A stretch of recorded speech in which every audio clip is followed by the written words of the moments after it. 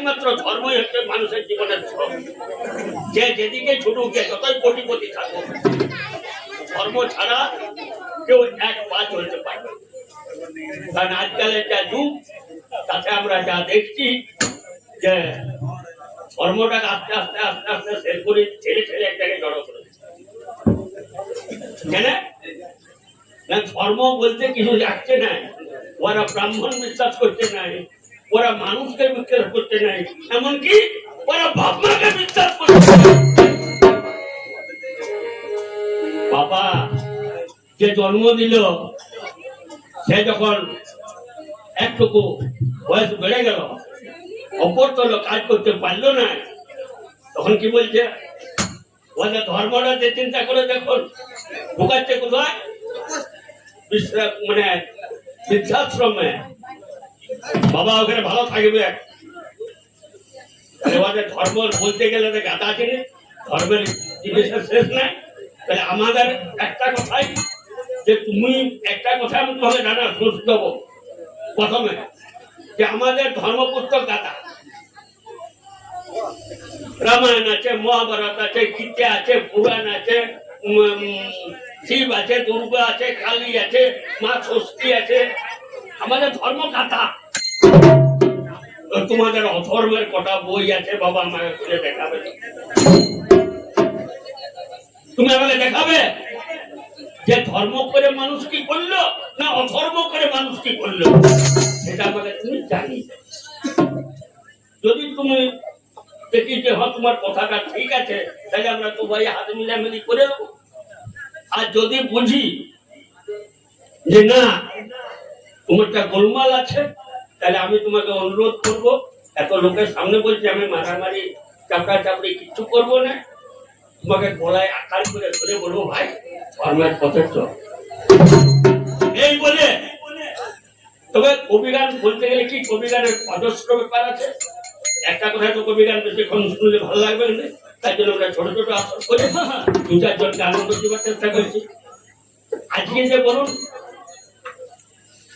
এই যে রাধে বা কৃষ্ণ, রাধে নামের মহিমাটা কি আর কৃষ্ণ নামের এই মহিমাটা কি, ওটাই খুঁজতে গেছে। তো নারদকে জিজ্ঞাসা করতে হবে, যাও তুমি মধ্যলোকে যাও, সেই যে রাধা কৃষ্ণ সবাই করছে, তো রাধা নামের মহিমাটা কি সেটা একটু জেনে আন। এসে দেখতে জায়গায় বাপ বেটাই গন্ডগোল হয়েছে। একজন বলছে, হরে কৃষ্ণ বল, ঠাকুর নাম লে। বেটা বলছে না, কিসের জন্য বলবো, কি হবে আমার হরে কৃষ্ণ বলে, আমার পেটটা ভরে যাবে কি? এই দুজনে গন্ডগোল হয়েছে। মহা বিপদ বাপের। বাপ ডেকে নিয়েছে তার গুরুদেবকে, গুরুদেব আমার ছেলেটা এরকম এত বাধ্য হয়ে গেছে, একবার রাধা কৃষ্ণ বলছে না, তো দয়া করে ওখান তো একটু বুঝিয়ে দেন। এসব বলছে, তুই এত মানে তোর বাবা এত সুন্দর ধর্মলি আছে, সবসময় কৃষ্ণ কৃষ্ণ করে, আর তুই দাঁড়িয়ে বেটা হয়ে একবার রাধা কৃষ্ণ বলতে পারছো না? বলছে, শুনুন, রাধা কৃষ্ণ বলে কি হয়, রাধা কৃষ্ণ বললে কি লাভ হবে সেটা আমি বুঝবেন, তবে আমি রাধা কৃষ্ণ বলবো। বলছো রাধা কৃষ্ণ বলে কি লাভ হয়, তুই দুবার রাধা কৃষ্ণ বল, তারপরে তুই বুঝতে পারবি। ওই রাধা কৃষ্ণ দুবার বলেছে, কটা দিন পরে ছেলেটা মারা গেছে। তোমরা যাচ্ছে, তোমরা যেখানে ভুলে না ছেলেটা, তোমরা যখন নিয়ে গেছে, তোমরাকে জিজ্ঞাসা করছে, আচ্ছা ঠাকুর, আমার বাবা বা আমার গুরুদেবরা বলেছে রাধা কৃষ্ণ বলতে, আমি বলি না, তার জন্য আমার মনে হয় আমি বললাম। তো এখানে রাধা কৃষ্ণ বললে কি হয়, তার মাহিত্যটা কি? এটা তো বললে দেবেন গো,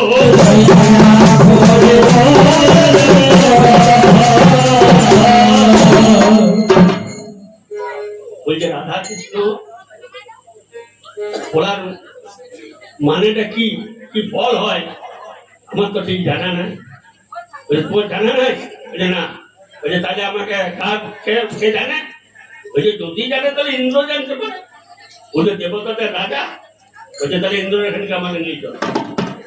তো জমকে বলছে তাহলে এক কাজ করুন, আমি তো এমনি পায়ে হেঁটে যাবো না, তাহলে আমাকে একটা পালকিতে চাপান, আমি পালকি করে যাবো।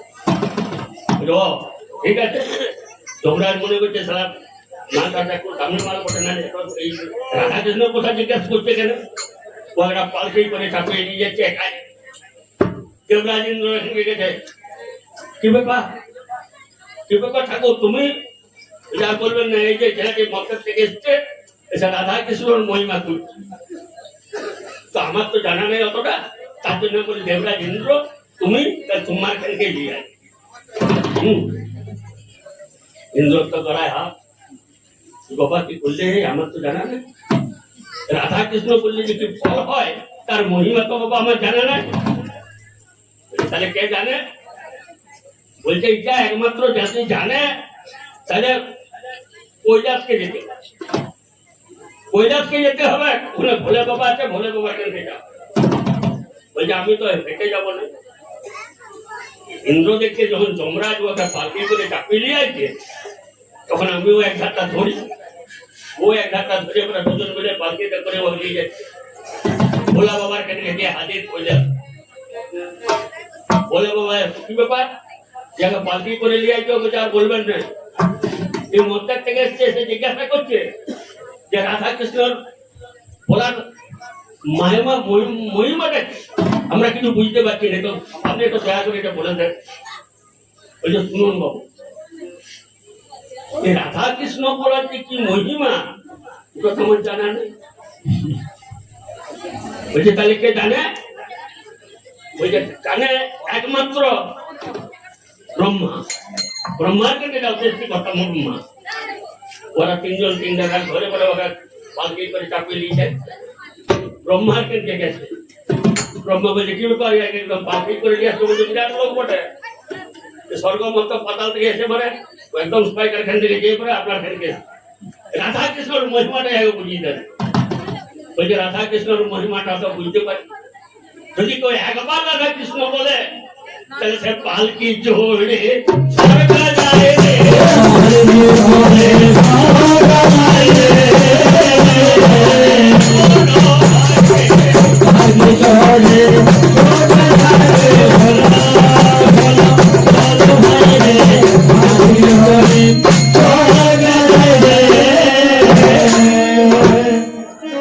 অভিগানটা একটা মজার গান, প্রচুর মজা আছে। তো মজাটা কিরকম, যেমন রাত্রেবেলায় দেখতে মজা, ছোকরার মাথায় দেখতে মজা, টুকরা টুকরা বাগানে দেখতে মজা, যদি তার থেকেও বেশি মজা যদি তোমরা একটা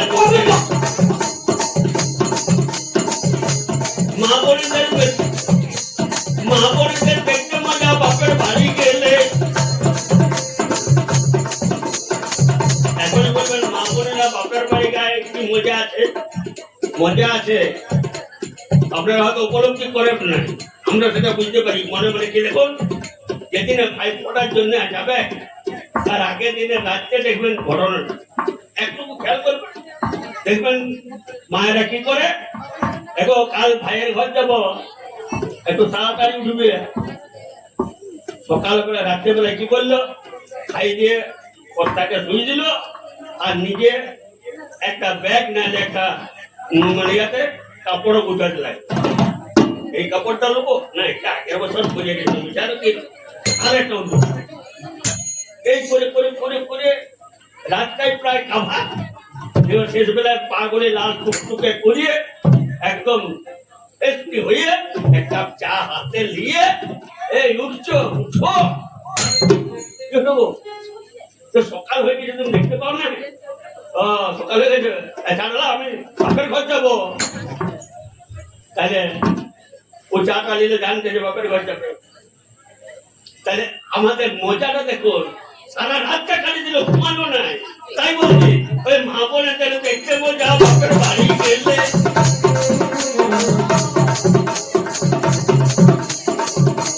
আর ব্রাহ্মণদের বেশি মজা, বলবো বাবা দক্ষিণাটা ব্রাহ্মণ বোনটা আনবে।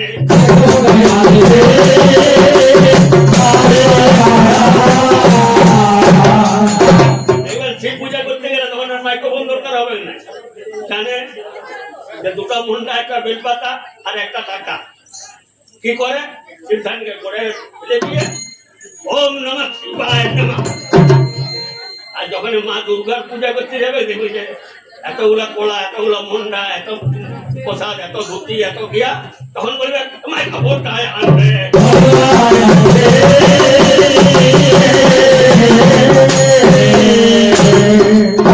এখানে দাদা যা মিলে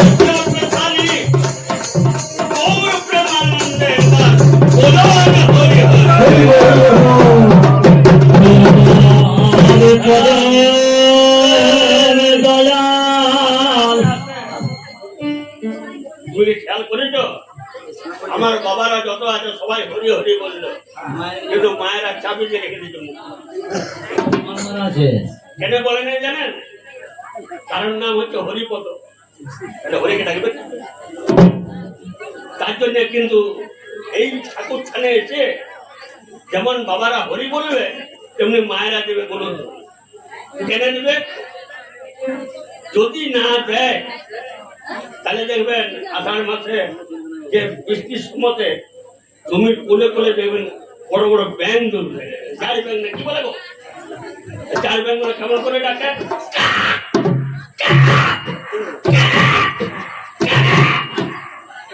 যদি 20 বছরে এসে হলুদ ধরে না দেয় তো পরের জন্মে ওই ব্যাঙ হয়ে জন্মাবে।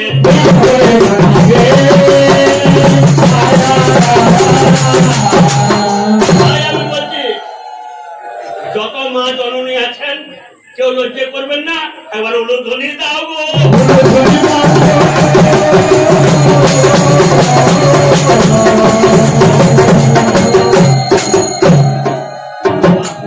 খুব সুন্দর লাগলো, খুব সুন্দর লাগলো আপনাদের পরিবেশ। সেই উলুধ্বনিটা দিলেন কেন? উলুধ্বনিটা দিলেন কেন? উলুধ্বনিটা কোথা থেকে এলো? আপনারা যে উলুধ্বনিটা দিলেন কেন দিলেন মা জানেন?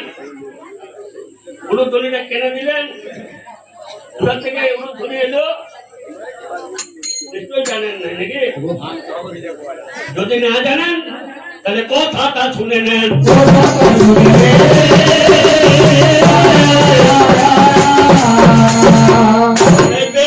মোদি নামে আমার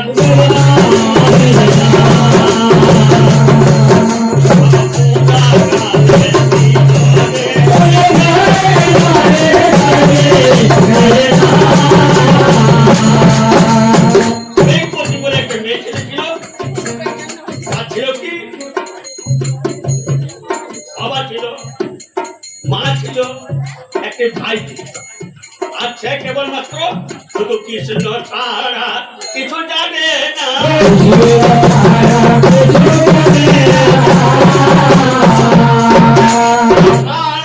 কিছু জানে না।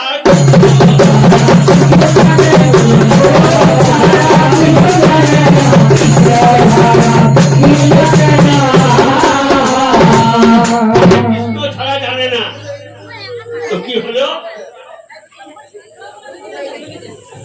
একদিন ওর বাবাকে বলছে, বাবা তুমি তো এত সব কাণ্ড করলে, তুমি আমাদের মানুষ করলে, ভাইকে মানুষ করেছ, তা একদিন নারায়ণ সেবা করার না?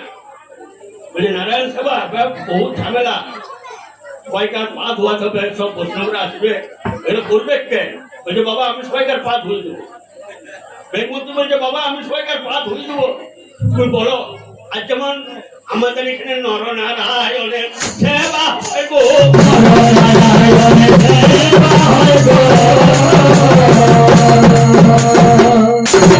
সবাইকে নিমন্ত্রণ করানো হয়েছে, ঠাকুর প্রত্যেক সবাইকে নিমন্ত্রণ করা হয়েছে। বেগমতি কি করছে? নারায়ণের এখানে যে বলছে, হে ঠাকুর আমি তো তোমাকে মনে প্রাণে দেখেছি, আমার এই মানে ভোজনে তোমার আশা চাই চাই গো,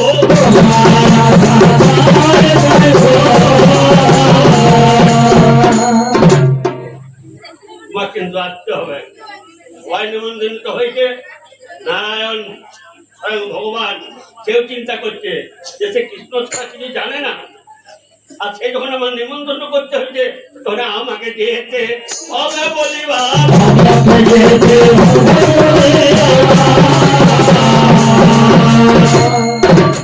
সবাই আসছে একে একে, সবাইকার পা ধুয়ে দিচ্ছে বেদমতি।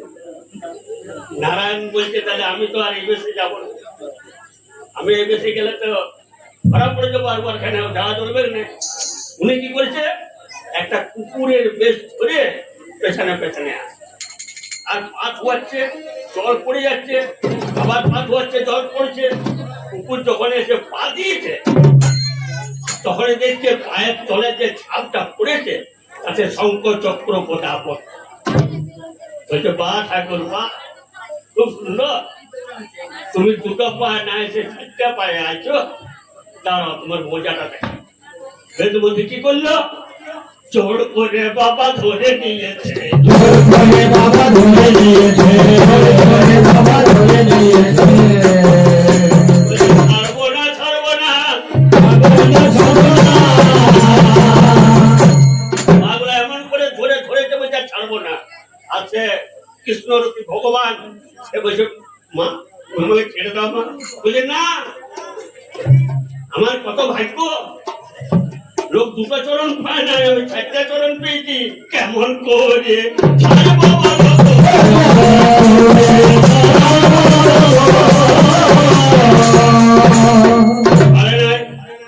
এবারে বলছে, বলো তুমি কি চাই। বলছে, শোনো ঠাকুর, আমাকে টাকা পয়সা ধন সম্পত্তি কিছু দিও না, আমাকে যদি পারো তাহলে আমার কতটা দুঃখ দাও। বলছে, এত সব জিনিস থাকছে তুমি দুঃখ ডালবে কি জন্য?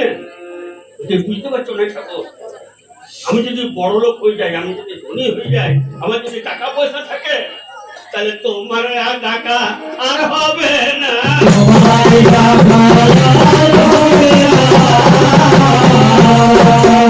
কিছু চাই না ঠাকুর, আমার শুধু দুঃখ দাও। বলছে, ঠিক আছে, কথা বলে নারায়ণ দুঃখ দিয়েছে। দুঃখে দিয়ে নারায়ণ মানে বিলীন যখনই হয়েছে, ঘরের থেকে আওয়াজ আসছে, বেদবতী তোর বাবা মরেছে, বাবা মরেছে,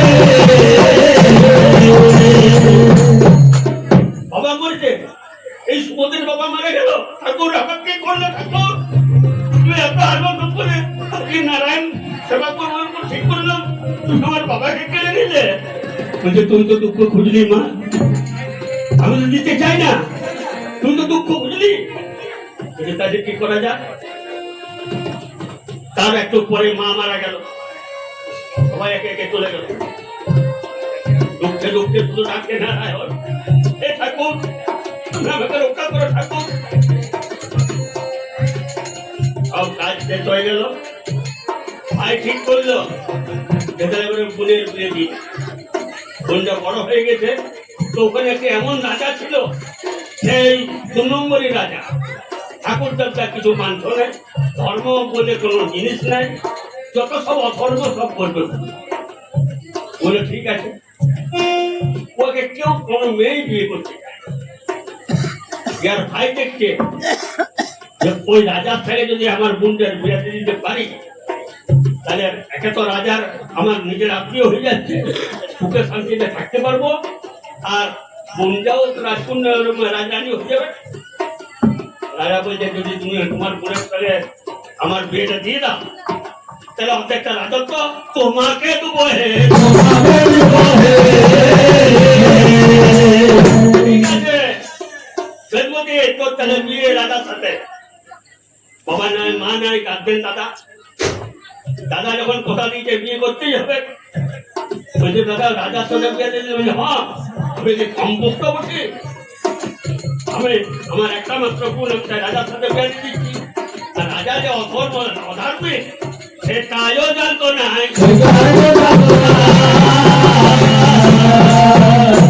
বিয়ে হয়ে গেল, বিয়ে করে যখন নিয়ে যাচ্ছে তখন বলছে তাহলে মানে দাদা বলছে ওর গিন্নিকে বলছে, যাও সোনা টোনা যা আছে তাও বোনকে, বোন রাজার ঘর যাচ্ছে। বলছে, না দাদা ওগুলো দিও না, আমাকে সোনা গয়না গাছে টাকা পয়সা আমাকে দিতে দিও না, ওনার আমার দরকার নেই। বলছে তাহলে বলছে তুমি সোনা করবে, এখন রাস্তায় যেতে যেতে টাকা দেবো মেরে দেবে, আমার জীবনটা চলে যাবে, তার থেকে ওসব দিও না। যদি পারো আমার এক ছোড়া ওই তুলসী মালা দাও গো। তুলসী মালাটা পরে থাকলে জমনিকে ভয় করবে, যে ওর গলায় তুলসীর মালা আছে, ওকে নেবো আমি কেমন করে।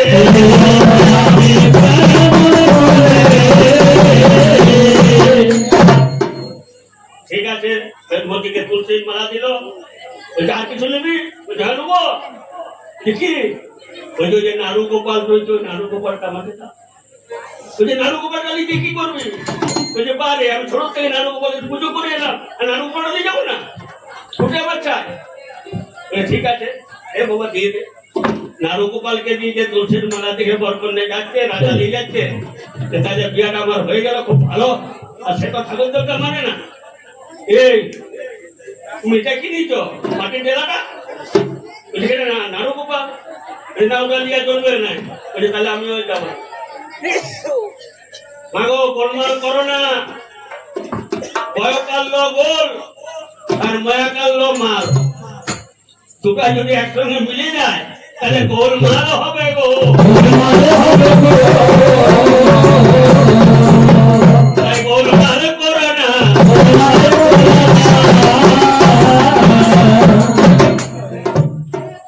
বলছে শুনুন, যদি আমার নাড়ু গোপালকে নিয়ে যেতে আমাকে দাও তাহলে আমি তোমার সঙ্গে যাবো, আর তাহলে তুমি চলে যাও, আমার এখন বিয়ে দরকার। দেখছি একে মেয়ে পাই নাই, যদিও আমার একটা সাদের বউ। বলছে ঠিক আছে ঠিক আছে, বল দিয়ে চলো ওই তো নাড়াটা ঘর করো। তো নাড়ু গোপালকে নিয়ে বেনমতি শ্বশুর ঘর যাইয়ে,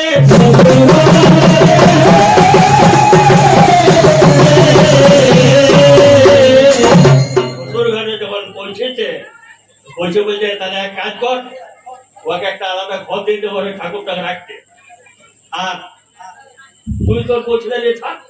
ওই যে উঠি হবে না বাবা, এখানে ঠাকুর থাকবো সেখানে আমি থাকবো।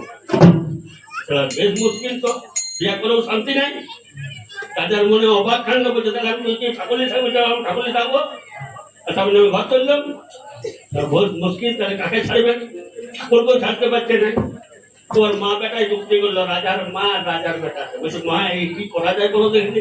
বলছে শুন, ওটা তো মাটির ঠাকুর, একটা কাজ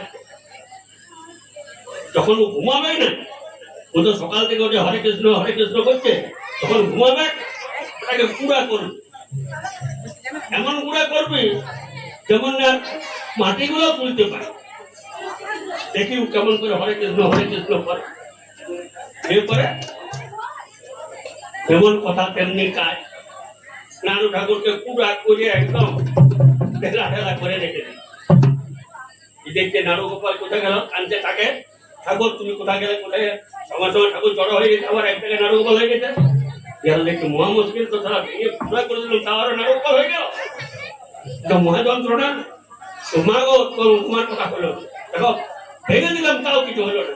বলছে শুন, তুই একটা এমন গুঁড়া করবি যেমন পাউডার হয়ে যায়, যেমন একটা ফ্যান চালে, তো পাউডার করে করে একটা ফ্যান চালিয়ে দিচ্ছে।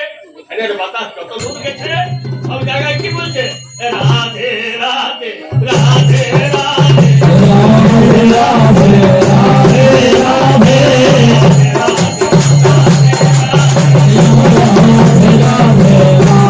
রাধে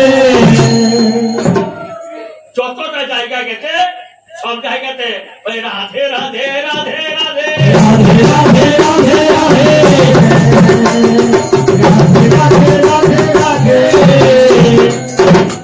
সব জায়গাটায় রাধে রাধে হচ্ছে। মা হিতে বিপরীত, অর্ধেকটা রাজত্ব রাধে রাধে হয়ে গেছে, তাহলে এখন কি করা যায়? বলছে শোন, ও তো রাধে রাধে করছে, উসকন ঘুমবে, ওই জিপটা কেটে দিবি, তোর বইয়ের জিপটা কেটে দিবি, যেমন না রাধে বলতে পারে। বলছে ঠিক আছে মা, তাই করবো। ঘুমাচ্ছে যখন বেদমতির জিপটা কেটে দিবি, আটটা জিপ আর রাধে বেরাচ্ছে না, তখন কি করছে,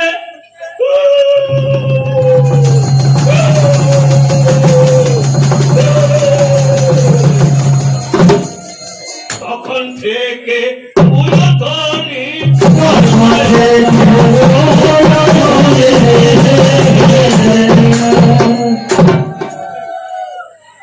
প্রথম মাত্র আমি কেবল মাত্র ছুঁই দিয়ে গেলাম, ইয়ার পরে দেখি মালটা ওকে কি বলে, যেমন দিবে মানে বলবে ফের ওষুধ আছে দেখে দেখলাম একটা প্যারাসিটামল দিয়ে হাত পা ব্যথাগুলো যদি যায় তো ভালো, আর নাহলে টেডি ব্যাগ ঢুকাবো। এই খেতে দাদা যাবে প্রথম পারি